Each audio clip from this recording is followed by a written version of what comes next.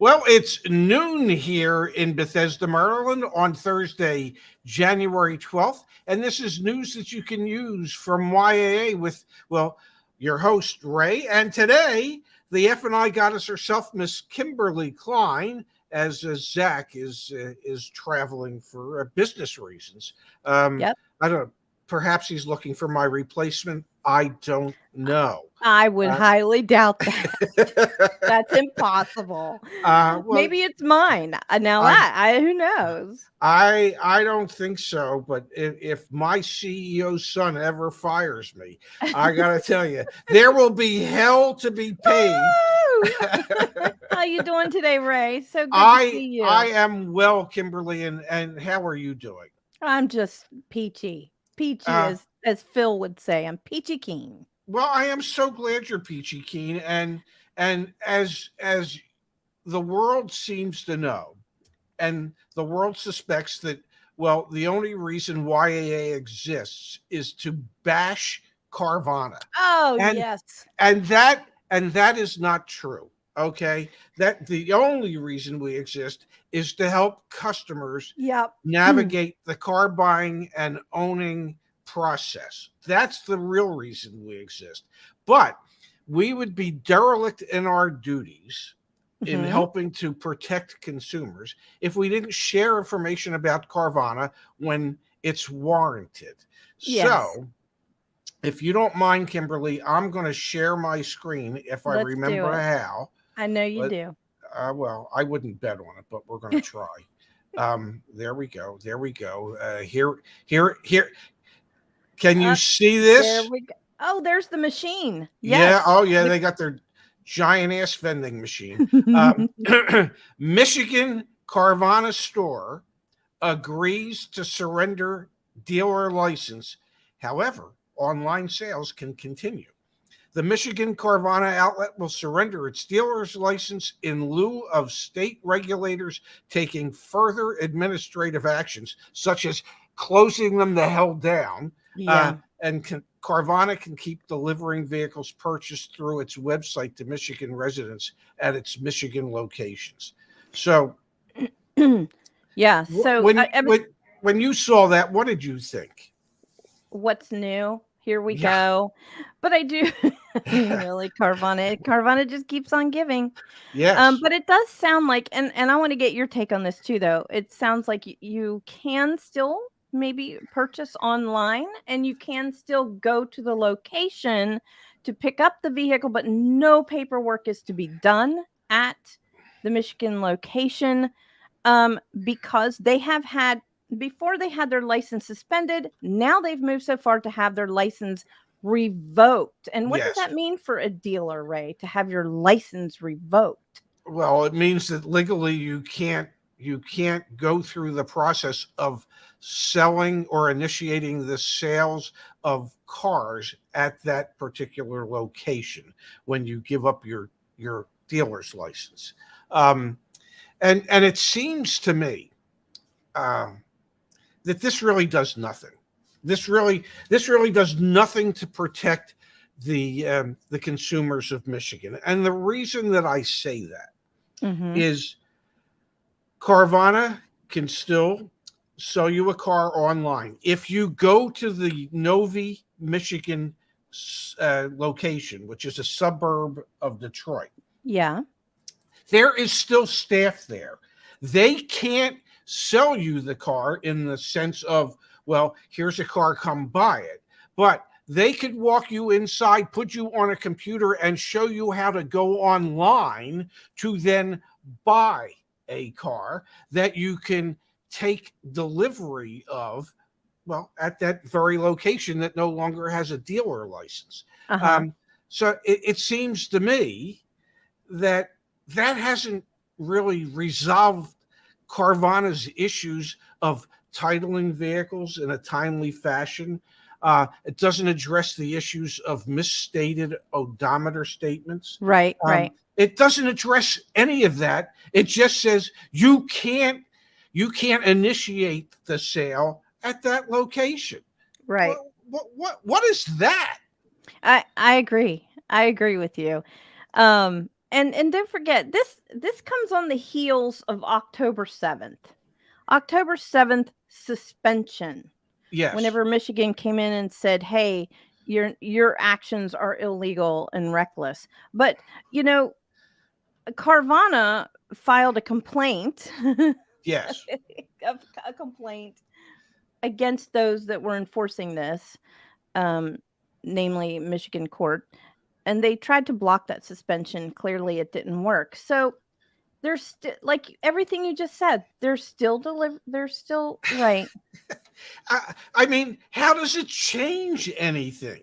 Okay, so at that physical location, you could come pick up the vehicle that you've purchased online, and I would imagine you would have had to have done all the paperwork online. Yeah, but that doesn't address Carvana getting the necessary motor vehicle paperwork to the DMV in Michigan in a timely fashion. That doesn't address any of that. That doesn't resolve the issues of there are people in Michigan, as there are in many other states, who have purchased cars from Carvana that have never had their vehicles registered properly. And in some cases, there have been documented cases where it has taken Carvana over a year to get an issue resolved like that for a customer, where the customer legally could not be driving their vehicle. So how,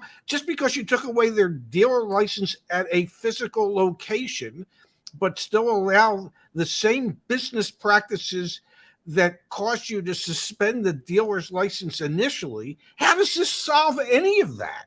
I don't see how it's going to solve anything. The other thing that I worry about too, because we read stories every day, we hear stories every day about people out there that still haven't received their title. They paid their vehicle off a year ago and they haven't received anything. What happens, Ray, if Carvana goes under? What if, this is speculation, this is just me talking, all right? So what happens if tomorrow Carvana closes its doors across the board? What happens to those people that are still waiting for their title?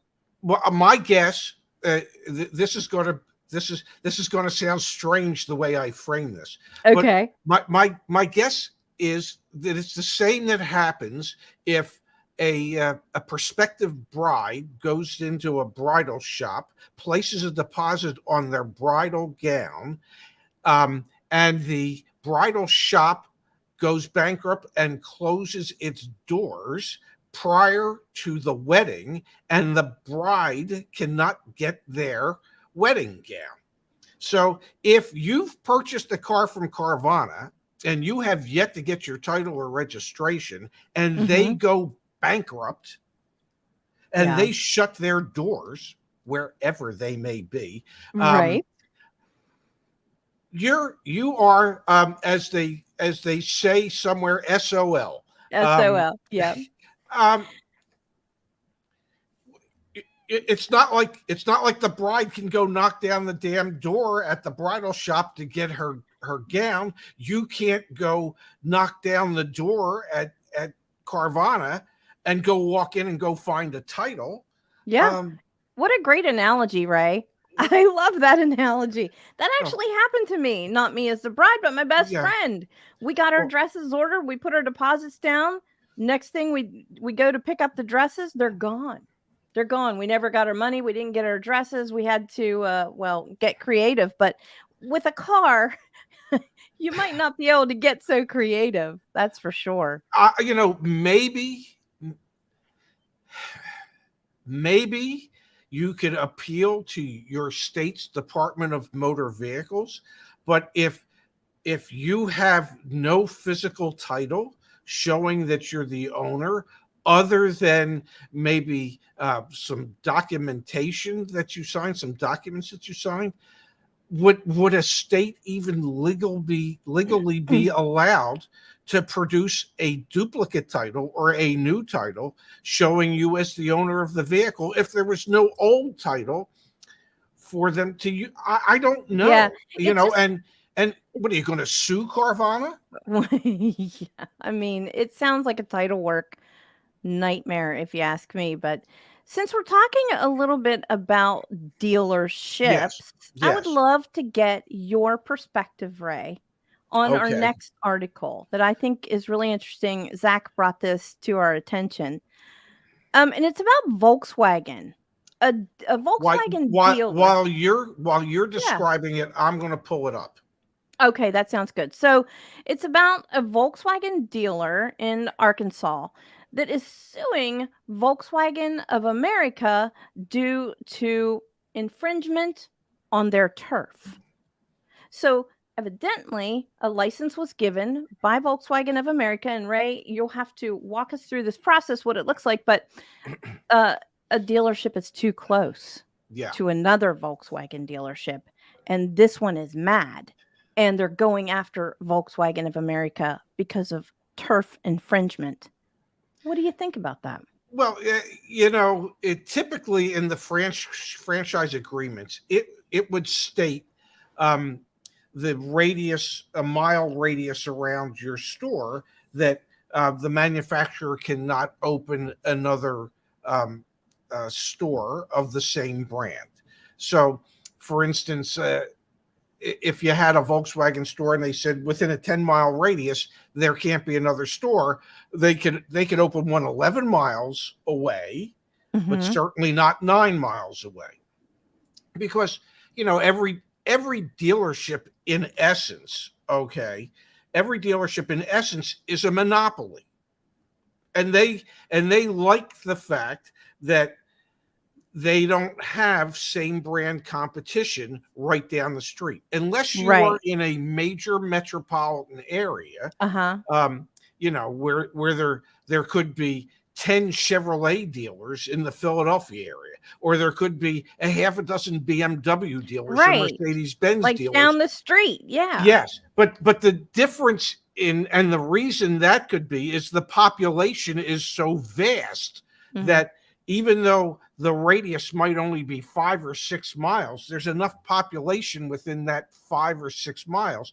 to be able to support that store. If you are in a rural part of Arkansas, and I believe that would be most parts of Arkansas, so there just might not be the population base to be able to support two stores that are 20 miles apart.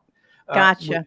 Which is obviously what the original dealer is claiming, and obviously the second dealer and Volkswagen are going to say otherwise. And it's not like this hasn't been going on for a while, because the second store opened in 2021. Yeah. And Volkswagen would be in breach of their franchise agreement if they suddenly just cut off allocating new Volkswagens to this second dealership.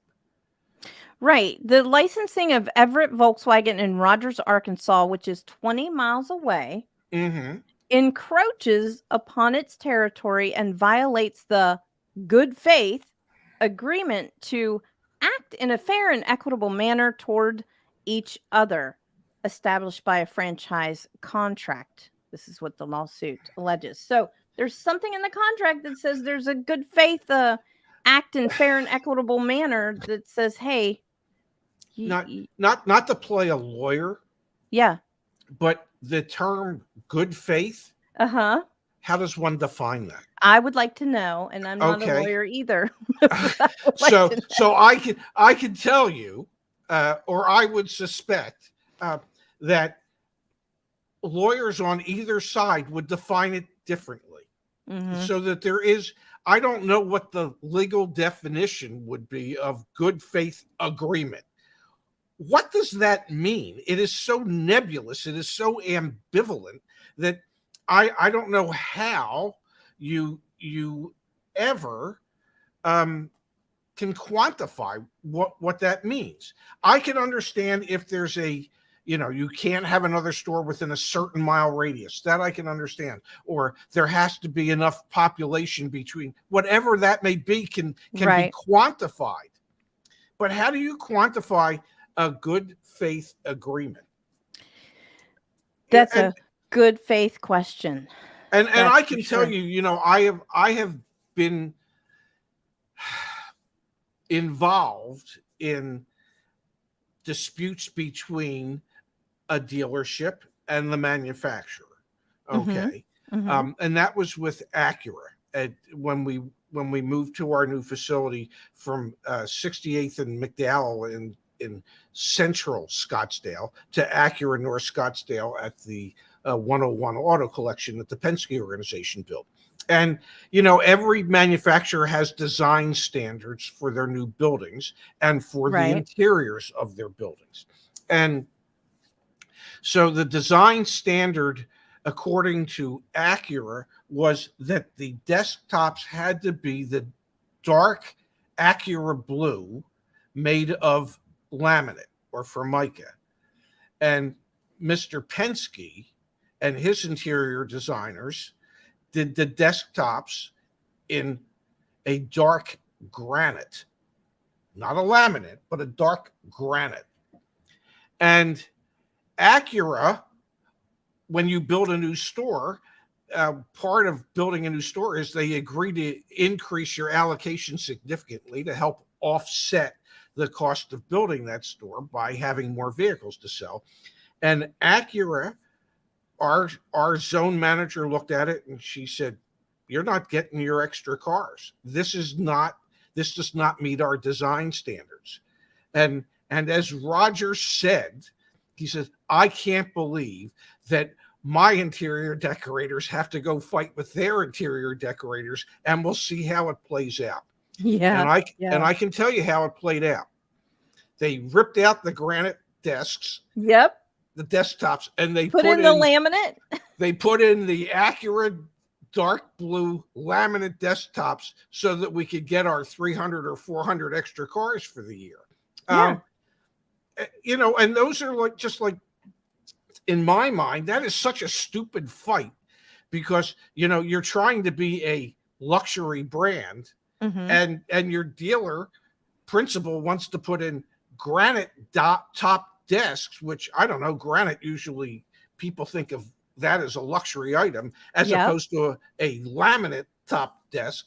But yeah, that was a fight we lost. So yeah, there's and I see what Igor said too, that the dealer franchise agreements are negotiated immaculately to the T. Yes. And when they are signed, they are ironclad. I've been through several redesigns, different brands. Yes. It's insane, people. It's crazy. Volkswagen, we had a tri-merge, so we had a Mazda, Volkswagen, Subaru, and under one roof. And Volkswagen would come in and make sure we had the right color desks. And if there was a Subaru chair, now, mind you, it doesn't say Subaru on it. It's just not a Volkswagen chair. Yeah. That was in my office, we would get in really big trouble, fined, threatened, all kinds of things because there was a non-Volkswagen chair in Kimberly's office. So you're right, Igor. It is to the T when it comes to these redesigns. And so if somebody's on your turf, I mean, I guess I would push back too. My guess is, this is just a guess, because I am sure it's stipulated in the franchise agreements for both of those Volkswagen dealers what their PMA or primary marketing area is, and I'm pretty sure that Volkswagen wasn't opening up a store 20 miles away if they were in the other dealer's PMA. Right.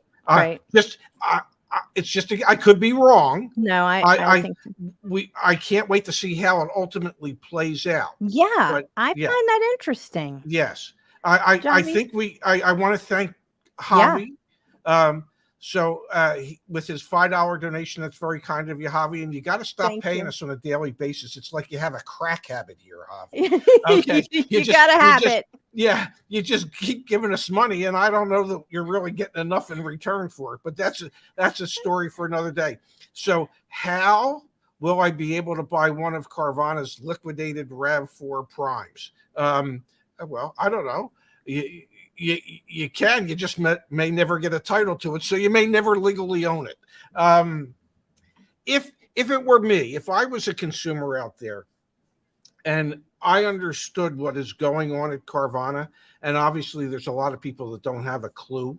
I don't think I would do business with Carvana. That's just me. I don't think I would, because I would be fearful, even though they have hundreds of thousands of cases where things went well. They have thousands of cases where things did not.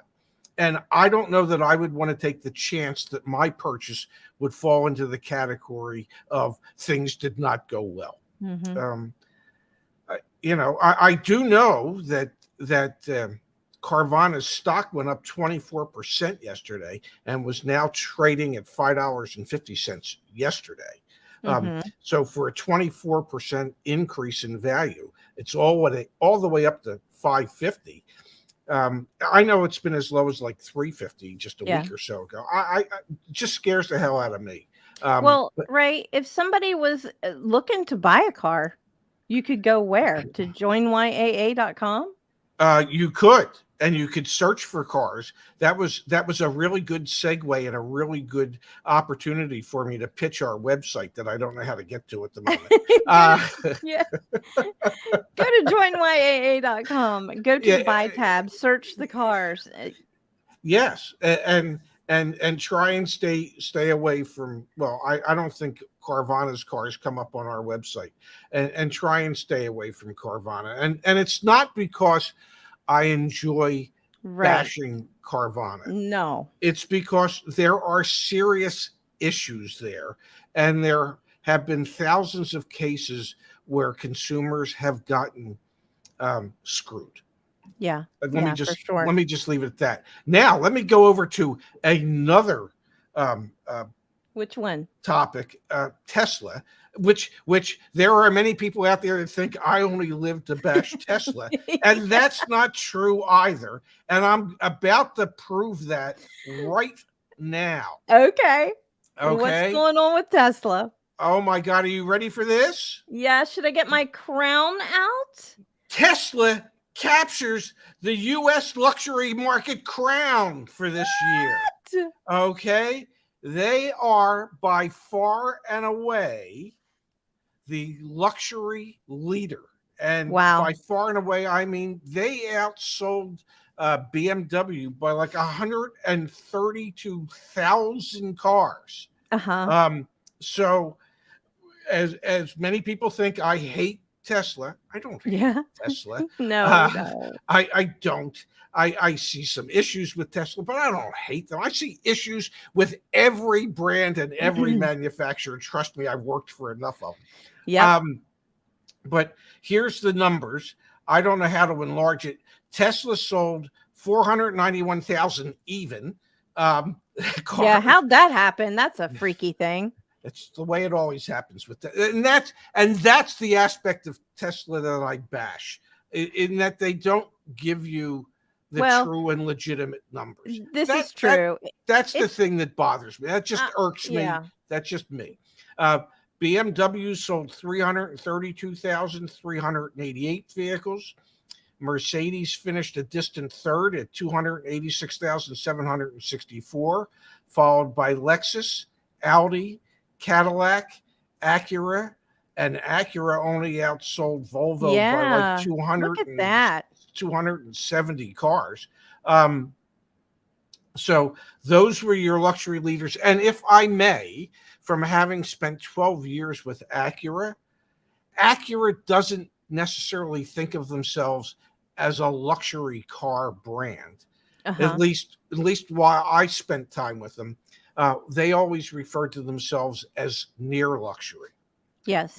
Not quite sure what near luxury is. It's not quite luxury, but it's more luxurious than mass market brands, but it's not as luxurious as a BMW or a Mercedes, or as I used to explain it to my rep, when somebody buys an Acura, they've bought a car. They feel like they bought a car.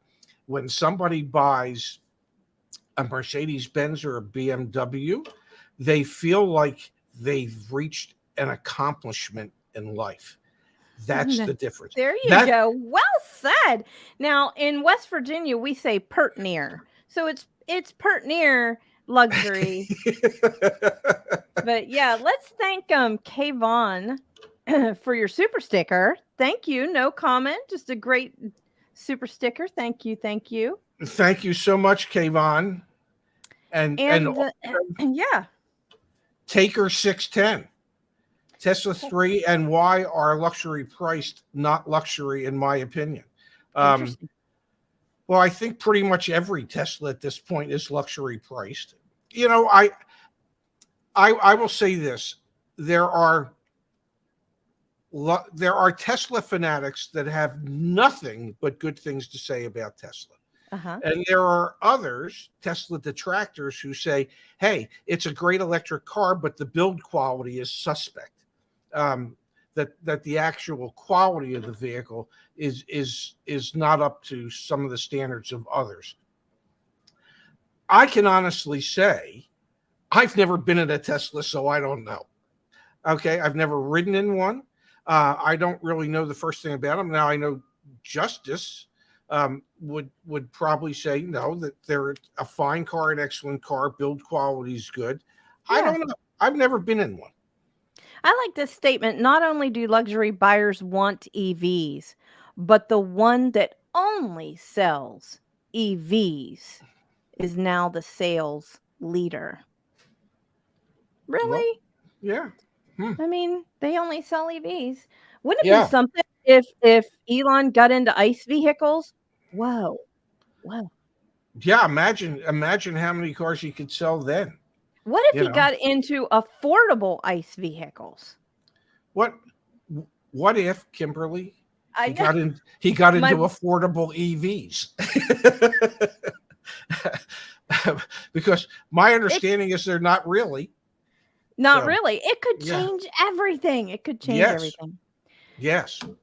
But okay, so what else do we have going on here, Ray? Well, we could either do the how the U.S.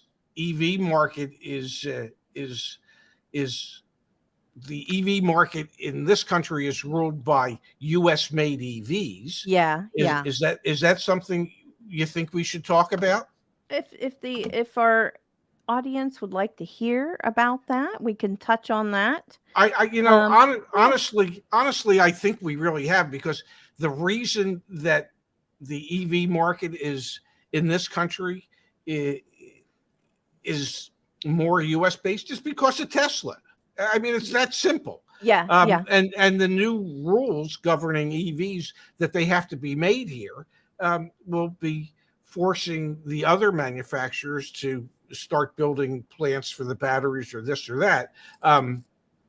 But until that really comes to fruition, Tesla's always going to be, the EV market in this country is always going to be dominated. Yes. By a U.S. made EV because of Tesla. It's just pretty simple. Yeah, absolutely. And I see a lot of people asking, speaking of EV, asking for YAA Electric. They will be back. But I just want everybody to know that currently they're working very hard behind the scenes. Yes.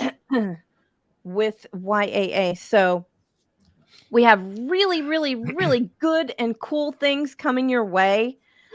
Just be patient, because you're going to love what we're going to have for you. Actually, Justin, who led the EV channel, was going to be on today's show, but he is so busy working on the other stuff that we're going to be coming out with that he had to beg off and ask if you and I could just do this ourselves. Yeah. Because I know Zach really has the team pushing hard to bring about some changes as we transition over to CarEdge, to make the necessary adjustments and improvements in the product that we provide, other than just talking heads and talking videos. Right. Right. There's so much more to what we do than that. Now, as you know, Kimberly, and I believe your son Jacob looks forward to this segment as Oh, well. yeah. Oh, are we there? Are we there already? Well, Yes. we're at 30 minutes into the show, so Okay. I thought I would share my watch today. I'm going to share the Please. screen for this today because, well, I pulled up the link to the watch. What do you got going on there? This Ooh. is another Panzera. The other day I had on a Panzera chronograph in black with the black dial with some yellow markings. This is the A45, the Aquamarine. It's a dive watch. Not that I'm diving anywhere, folks. You never know. Yeah, it's automatic movement. So if I'm not wearing it, it ain't running. It's just the way it works.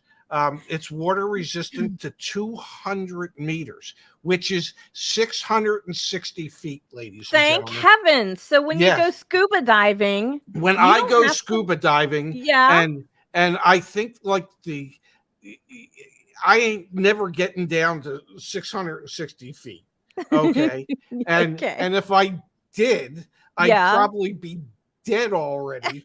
and if the watch started leaking at 661 feet, I wouldn't care because I'd be dead already. You wouldn't be able to contact the company and say, hey, your watch leaked.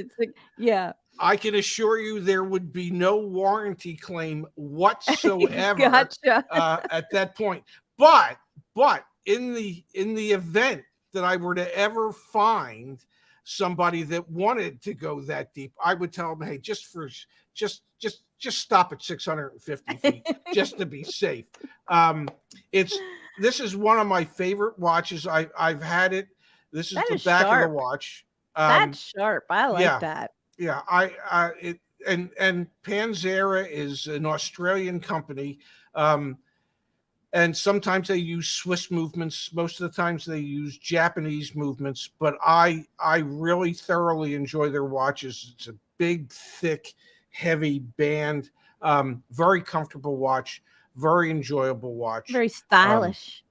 Well, that's because I'm a stylish kind of guy. Yeah, it's true. I do. I screenshot Ray's watch of the day and I text it to my son because he's not able to watch the show. He's working. So I say, here's Ray's watch of the day. He always wants to see what is it that he's got on today. So, well, but anyway. I have a total of 29. Actually, I think there's a total of 30. There's one that I ordered from the Watch Gang. Which is a club of some kind, and I signed up to get. Sounds like a gang to me. Well, it's people interested in time, and I get a watch sent to me every quarter, and so I believe when I signed up in December, they already sent me a watch, but they sent it to my condo in Jersey, so. Maybe next week when I get home, I'll take a look at it then. And I'll have one more to add to the collection. But as I told Kimberly earlier, I am so addicted to watches. It's crazy. I probably look at 6 or 7 watches a day. If I'm like a crack addict. If I could melt these watches down, I'm pretty sure I'd start mainlining this stuff, with the hope that it would just add more time to my life. But there you go. You go. Yeah. Add more time. Yeah, that's all. Well, tomorrow we'll be back tomorrow, won't we, Ray? I'm pretty sure, absolutely. Yeah, with some finance goodies and topics of the day. Yes. Well, I guess let me show this. We should thank Alex Dunn for a $2 donation. Thank you very much. What about hydrogen car development increasing? Okay. What about it? There should and could be movement along hydrogen car development. There are many who say that is a much more sound way to move forward than electric vehicles. But so far, the major commitment from all the manufacturers is towards electric. Obviously, Toyota has tried hydrogen cars in California, and that has not worked very well. but the hope is that it might someday. So there you have my answer for whatever it was worth. And now I don't know how to not to show that. So there we go. Thank you. So Kimberly and I believe my son will be back here with us tomorrow. I don't know for sure. With more news that you can use from YAA, will be here at 9 Pacific, noon Eastern. I actually said Pacific correctly. You said Pacific. You know, somebody asked me the other day, they said, well, do you say Pacific or specific? And I say specific because that's just one of my strange idiosyncrasies and I love it. That I find funny. I do too. So yes, we'll be back here tomorrow at noon with more of this nonsense. We want to thank everybody for being here today, and we look forward to seeing you back here tomorrow. Thanks for being here, everybody. Thank you, Kimberly. Guys. I'm going to hit that end broadcast button. Let's see what happens.